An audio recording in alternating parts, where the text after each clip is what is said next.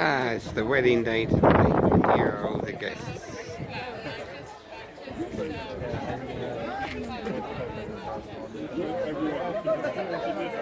Some garden of a rectory.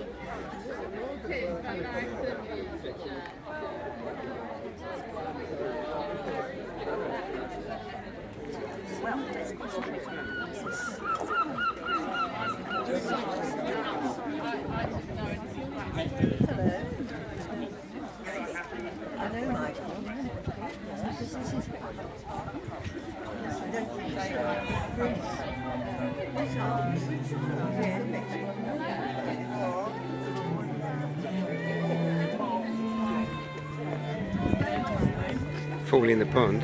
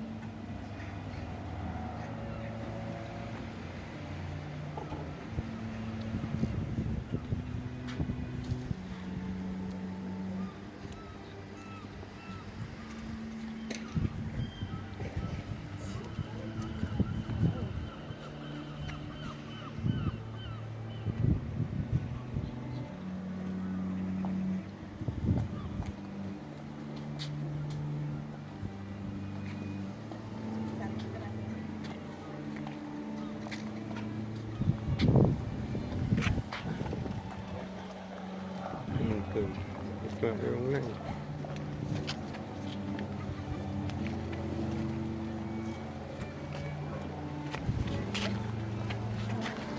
Sorry.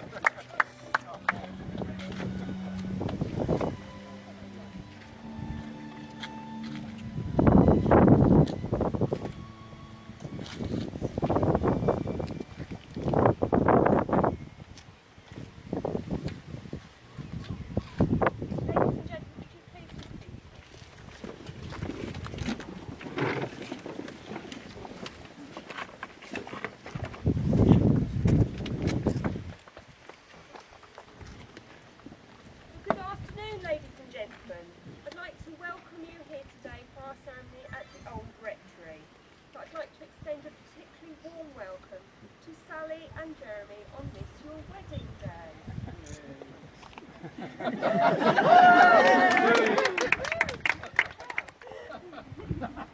Through their vows, they'll be making a commitment to unite to one another, and as an extension of their personal union, two families and groups of friendships become one.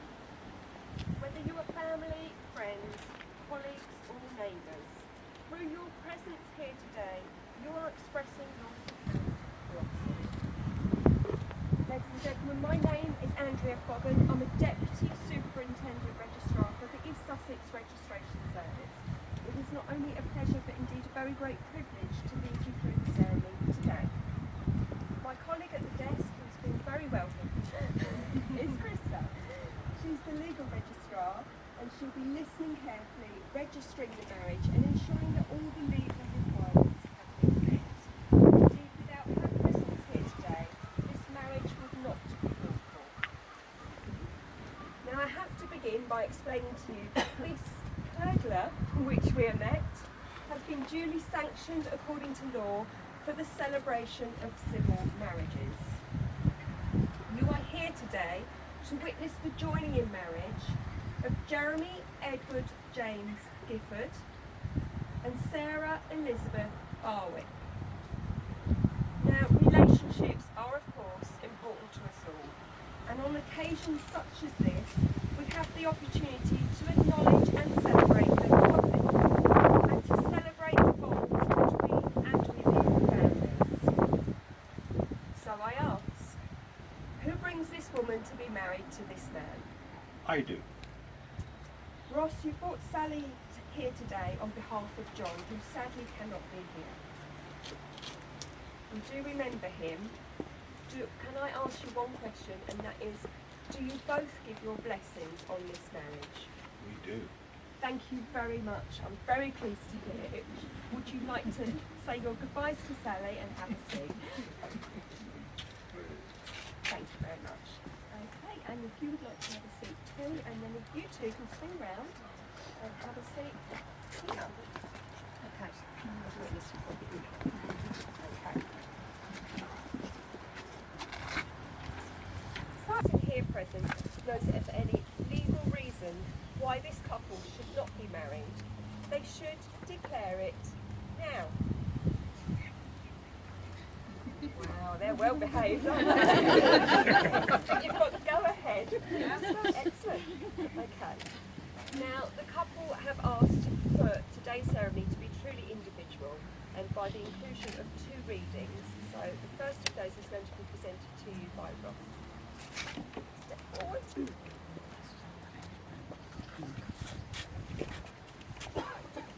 This is called On Your Wedding.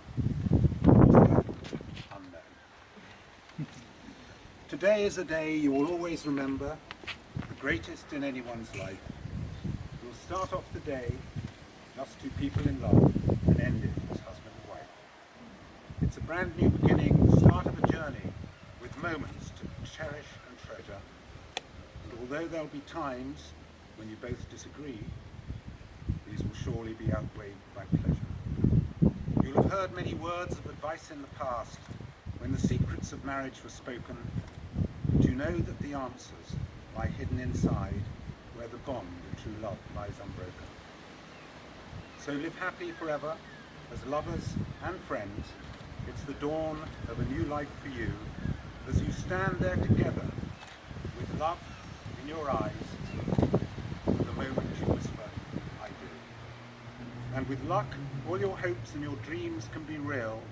May success find its way to your hearts. Tomorrow can bring you the greatest of joys, but today is the day it will start.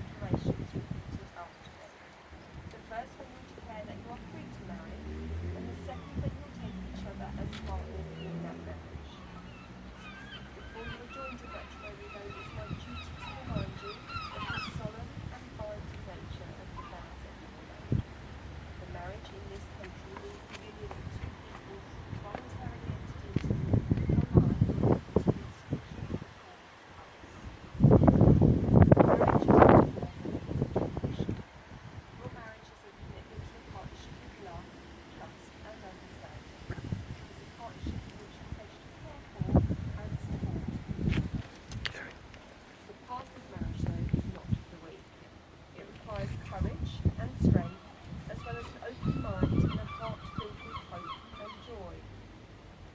As husband and wife, you will share all the happiness that a life can bring you, but in times of sorrow or adversity, you will comfort each other and lend each other your strength. No two marriages are the same. What is right for one couple cannot be right for another. At some point during your time together, you realise you've found in each other what is right for you, and it's the commitment that you'll make to one another today which will provide you with security, fulfilment and love, whichever path life leads you. Your wedding day is a brief moment in time, and although your vows are spoken in a matter of moments, they are promises which will last you a lifetime. So I ask, are you ready to make those vows? Excellent. Right, let's get you standing then. Get you standing.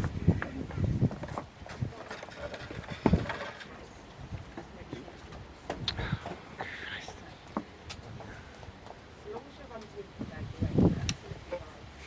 If you hold hands and face each other, sorry, that's it. Don't just talk to some of that. Both of them. We'll be happy. Okay? Alright, so Jeremy, you're going to go first. Please answer I will to the following question. Jeremy, will you take Sally to be your lawful wedded wife? Will you promise to love, adore, cherish, respect and encourage her? Share the good times and achievements, as well as the hard times and disappointments. Keep her in sickness and in sorrow, and be loyal to her forevermore. I will. Repeat after me.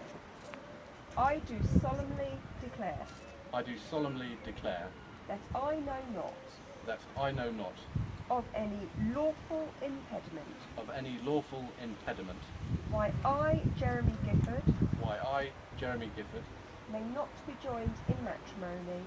may not be joined in matrimony. We wish you a very long and happy and healthy marriage. But some things you may want to think about in married life. Jeremy, you may have noticed that throughout the ceremony, you went first. Sally, that's something for you to remember in married life, is that you should always try and put your husband first.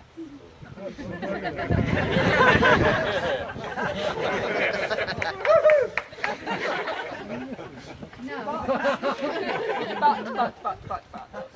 Jeremy, you may also have noticed that throughout the ceremony, your wife had the final word. And that should not change. So, ladies and gentlemen, if I could ask you all to please stand.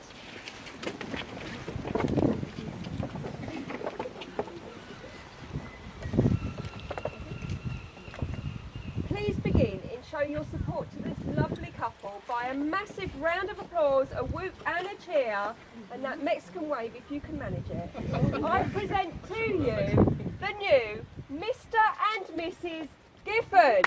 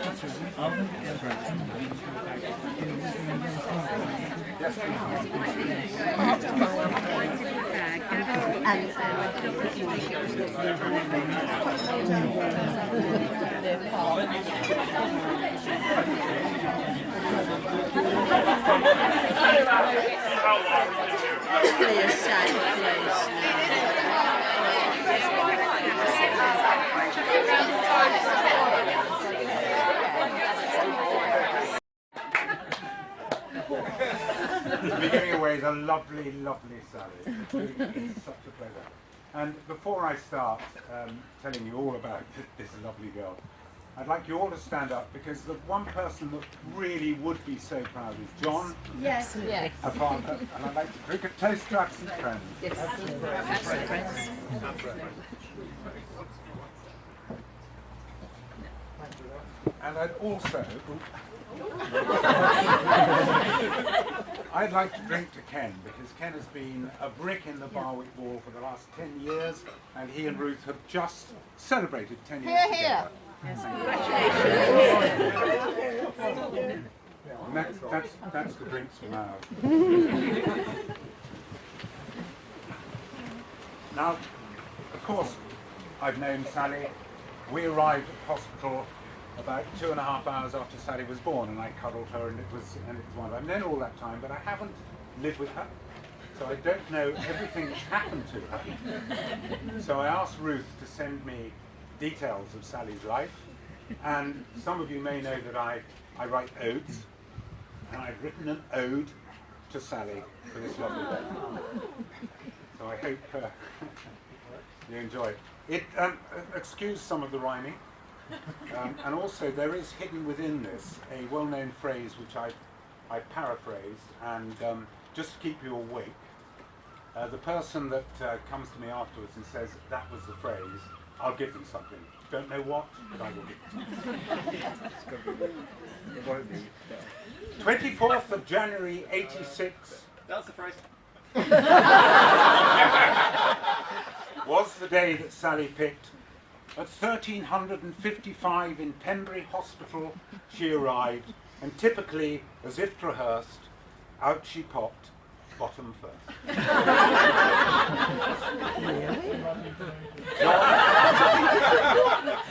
John hung over with reddened eyes, smiled at Ruth, both quite surprised, convinced they would have a Jonathan James, and it took 2 weeks for the babe to be named. Now Sally means Lady Princess, and soon she put them to the test. Strong-willed, the temper fired within her, she wrapped them round her little finger. In her baby walker to the sitting room, found a box of chocolates. Heart went boom! She ate them, got covered from head to foot, but she'd eaten the chocolates and spat out the nuts. Ruth Incandescent was completely in bits. For the next 2 days, little Sal had the...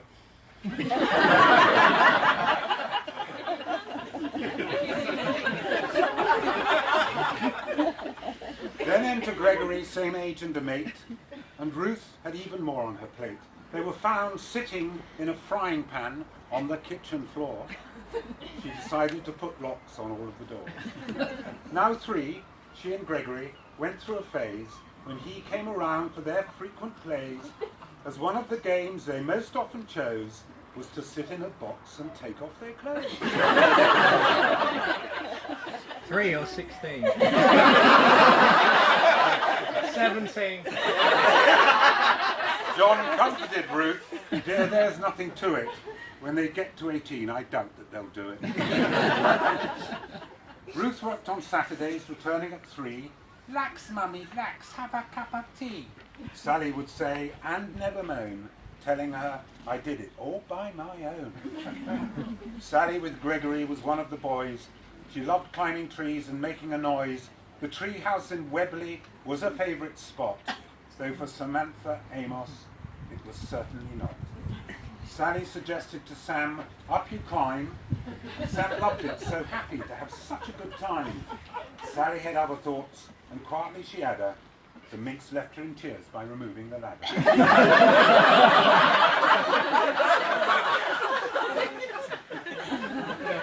DVDs was another thing Sally enjoyed. As a teenager with Haley, had Ruth quite annoyed. She caught them on watching American Pie. The Rubiks, they loved them and laughed till they cried. Now Ruth confesses to Karen and I, strange, hers and Ken's favourite film is American. Then comes a gap as Sally is growing into the lovely girl that we're all knowing. At school and outside, she continues to thrive until her next challenge, learning to drive. To say Ruth was stressed hardly gets to the nub, as Sally almost destroyed Sissinghurst Milkhouse pub. But the landlord and landlady were convivial hosts, as were the Barwick neighbours and their battered gateposts. It was no surprise that Sally chose nursing, so good with people, and after rehearsing with mental health patients, one cooking meats with a huge kitchen knife, Sally couldn't retreat. Plates being thrown at her by someone demented, another trying to strangle her, but she never relented. She passed her exams, was promoted to staff, so for all her hard work, she has had the last laugh. Most recently, a female caused a dichotomy. Was there anyone around who could do a tracheotomy? Step forward, Sally, or keen without notes, reach out and grab the poor lady's throat. She succeeded in haste, foot on the pedal, and quite rightly the hospital gave her a medal. That deserves a medal. Yes, she did.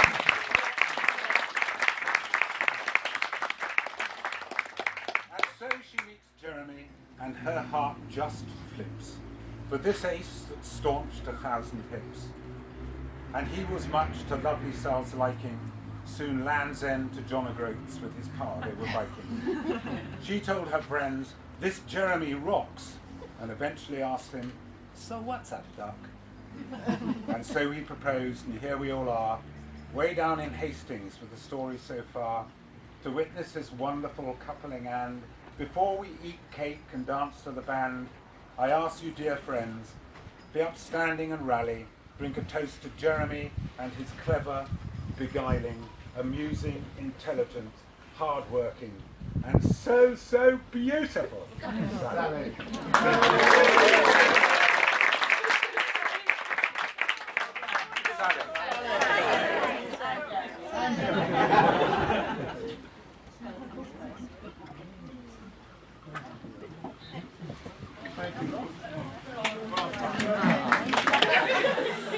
It's a bit of a tough ask, isn't it? It falls to me as a groom to thank everyone. First of all, on behalf of my new wife, I'd like to thank Ross for his very kind words.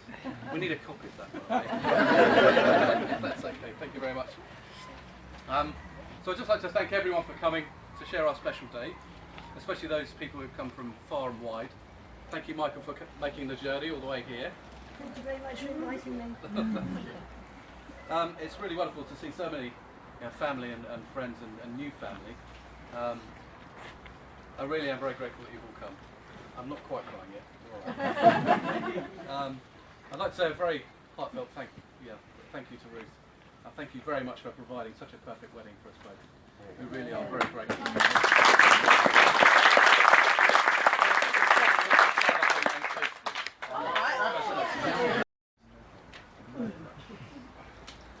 I'd also like to say thank you to my parents for all they've done for me over the years. Here. Really shocking school reports. I still remember Adel but Idle. I just bring that up myself. That's a worry. Thank you for always being there when I've needed you. Thanks for everything. Most of all, though, I must thank you, Sally. Thank you for agreeing to be my wife.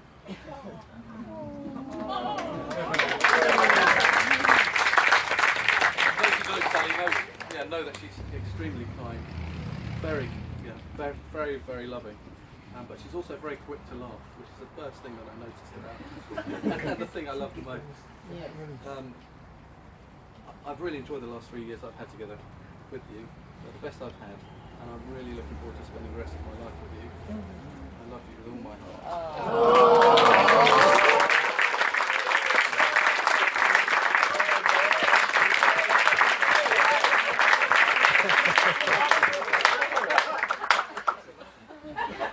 Sorry about that. That was a bit Clinton's, that wasn't it? Sorry. I should also thank my best man, who's I've been looking after me for the last couple of days since the cufflinks and the razor and everything else I've been Yeah, those who've met him, you'll know that he's got a completely incomprehensible accent. That's been chosen for a reason. Hopefully won't be able to understand a word he's saying at the moment. I am your best man of the year.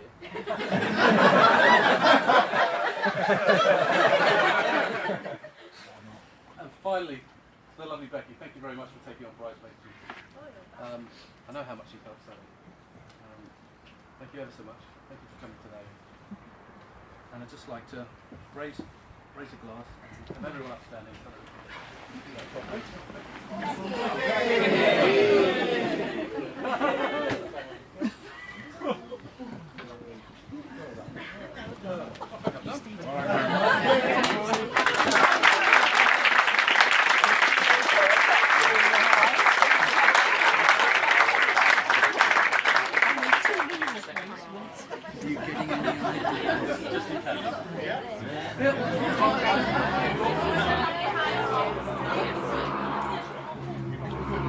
Ladies and gentlemen, mine doesn't rhyme quite as well as Ross's, unfortunately, but thank you very much for your time.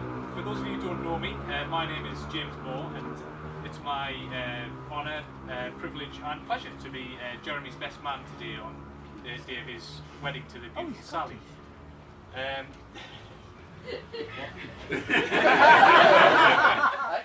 You get the gist of it, it's alright. We've had some wonderful speeches so far, as I'm sure you agree, and I've been given a difficult act to follow after those two. Although given my accent, I'll be grateful if anyone could follow anything, to be honest. I think that everyone's been thanked already, but I'd like to particularly thank Sally and Ruth for doing such a wonderful job in organising this wonderful day that we've all had together. I had planned to do a large part of my speech mocking gently Jeremy's contributions to the organisation. However, this was until yesterday. After the events of yesterday, I don't really feel I have a leg to stand on.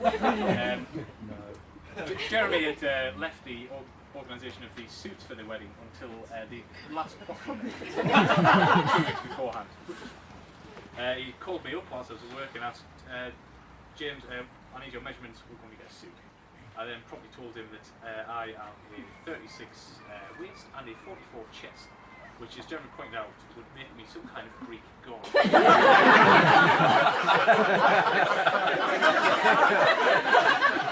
Not earning it, it's fine. I know. So I said, yes, that's perfectly fine, that's right, etc. I arrived yesterday after a 6-hour train journey. We got to Jeremy's house, and predictably the suit fit me like an orangutan. Honestly, if it was going to rain today, we were going to just put them over the top. Jeremy said, right, in the car, we're going to Ashford. An hour and a half later, after a slightly tense car journey, I'm glad to say that I've arrived.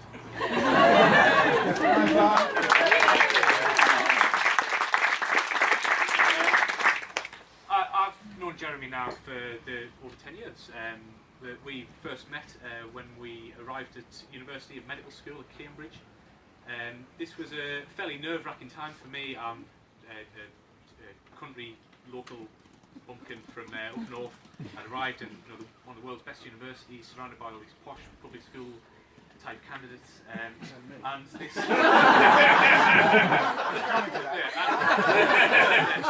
just kill it, yeah. And slightly incongruous postman from Kent who was sat on the end of the row. However, as it turned out, Jeremy and I had picked up a friendship almost instantly. We had a great deal in common. We share a very laid-back temperament, so Jeremy, so Sally rather, Francis Meinhoff can attest to and more that. Thank you, sir. I've completely lost track. We share a common and self-deprecating sense of humour, and we don't take life or indeed ourselves too seriously unless it really counts. I think that's partly why we've got on. That, and I think our borderline alcohol dependency.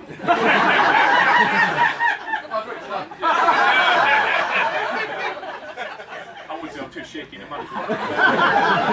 This is really where we forged touched upon over the years. Perhaps my favourite memory of a somewhat over-imbibed Jeremy was on our adventure to India as medical students. Weird. Travelling to the southern Indian city of Fort Cochin with our friend Dan Schneider, an American who was staying with us. We were staying in a small... he knows what's coming. We were staying in an extremely cramped, 3 single-bedded Indian hotel suite. We decided, as it was horrendous in our hotel room, we'd go out for a few drinks. Dan and I had a couple, Jeremy had a couple of couples. Earlier in the trip we discovered the fantastic Indian lager called Knockout. That is actually its name. It's 7.5%, and I'm sure he'd smuggled some of that on the train with us. Dan and I were slightly merry and went to bed peacefully and said, "Good night, Dan, good night, Jim, that's fine. Good night, Jeremy. Guys, let's have a fight."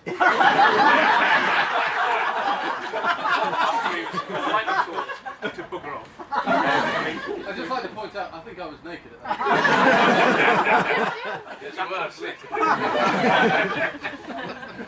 point. I woke up a couple of hours later in the middle of the night, slightly disturbed to find the bathroom light at the end of my bed on, and the glorious sight of Jeremy in his full birthday regalia standing in the bathroom door.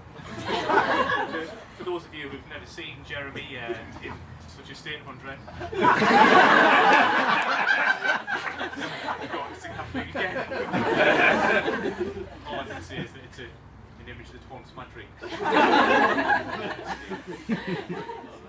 Was I done? Right. Jeremy attempted to go back to bed, however, in his state of central nervous system disorientation, he managed to launch himself at my bed in a combination of a spinning elbow drop and a triple dismount. Our eyes locked. We both knew what was coming. Jeremy's face, well, I think it was largely unconscious, to be honest, whereas mine was just a grimace of horror. My screams were quickly stifled by the weight of Jeremy's ample bosom.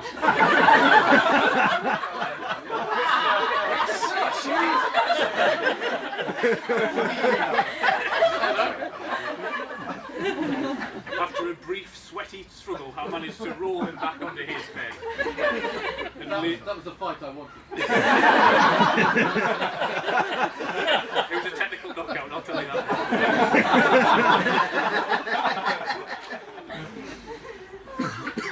I simply lay there in a catatonic shock, shaking gently. And clearly the disruption of all this had woken up the poor Dan Schneider, you may remember from earlier, who calmly looked across the devastation of the room, looked at Jeremy, his sleek, pale body in the moonlight. It was a few years ago. Dan had the presence of mind to ask but one question. "Jeremy, is there any reason why you are completely naked?" Jeremy, to his eternal credit, merely looked across the room and replied, "No."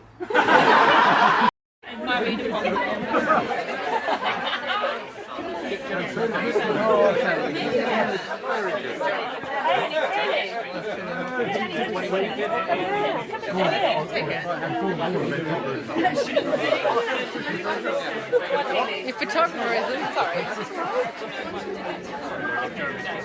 Okay, we're going. Ready?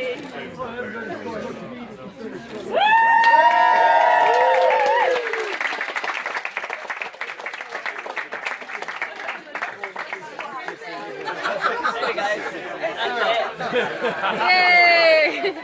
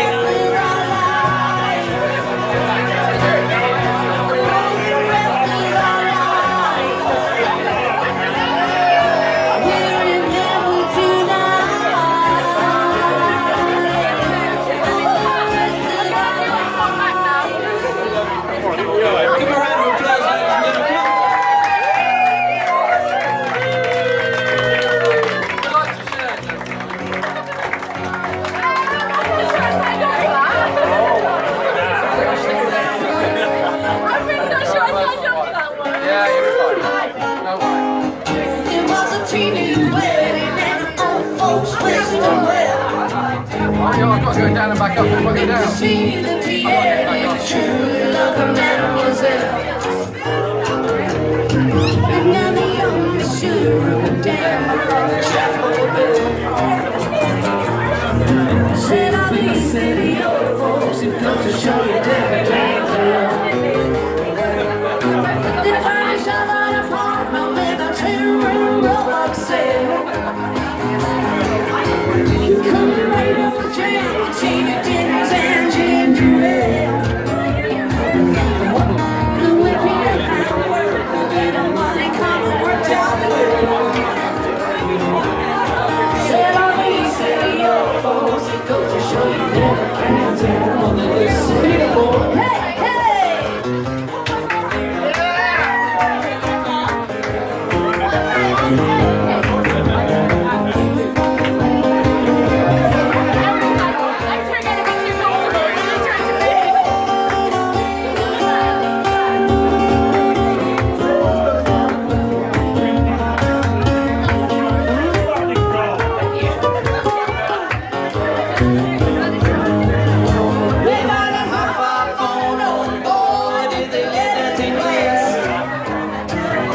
Lovely, but when I heard James's speech about a naked person leaping, muffling mouths with ample breasts, I thought I'd sing something a little bit more up-tempo. And it goes like this.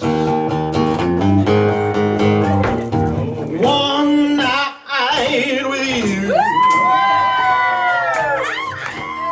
is what I am now praying for. The things that to plan could make my dreams come true. Just call my name and I will be right by your side. I need your sweet helping hand. You struck on too high. Your turn, here we go. Always live very quiet life. I ain't never did no wrong, but now I know that life without you has been too lonely, too long.